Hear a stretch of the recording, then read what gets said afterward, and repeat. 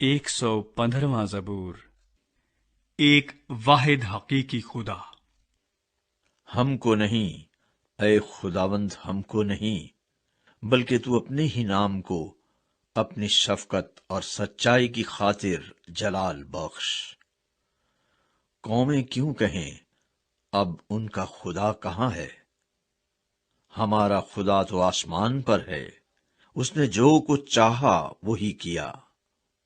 ان کے بت چاندی اور سونا ہے، یعنی آدمی کی دستکاری۔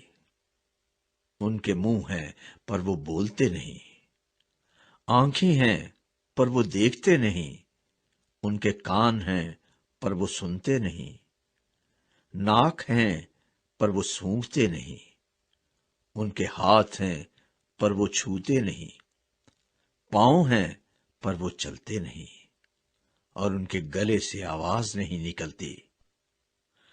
ان کے بنانے والے انہی کی مانند ہو جائیں گے، بلکہ وہ سب جو ان پر بھروسہ رکھتے ہیں۔ اے اسرائیل، خداوند پر توکل کر، وہی ان کی کمک اور ان کی سپر ہے۔ اے ہارون کے گھرانے، خداوند پر توکل کرو، وہی ان کی کمک اور ان کی سپر ہے۔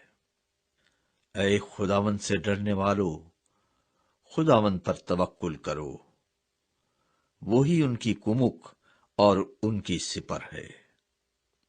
خداوند نے ہم کو یاد رکھا، وہ برکت دے گا، وہ اسرائیل کے گھرانے کو برکت دے گا، وہ ہارون کے گھرانے کو برکت دے گا۔ جو خداوند سے ڈرتے ہیں، کیا چھوٹے کیا بڑے، وہ ان سب کو برکت دے گا۔ خداوند تم کو بڑھائے، تم کو اور تمہاری اولاد کو۔ تم خداوند کی طرف سے مبارک ہو، جس نے آسمان اور زمین کو بنایا۔ آسمان تو خداوند کا آسمان ہے، لیکن زمین اس نے بنی آدم کو دی ہے۔ مردے خداوند کی ستائش نہیں کرتے، نہ وہ جو خاموشی کے عالم میں اتر جاتے ہیں۔ لیکن ہم اب سے ابد تک خداوند کو مبارک کہیں گے۔ خداوند کی حمد کرو۔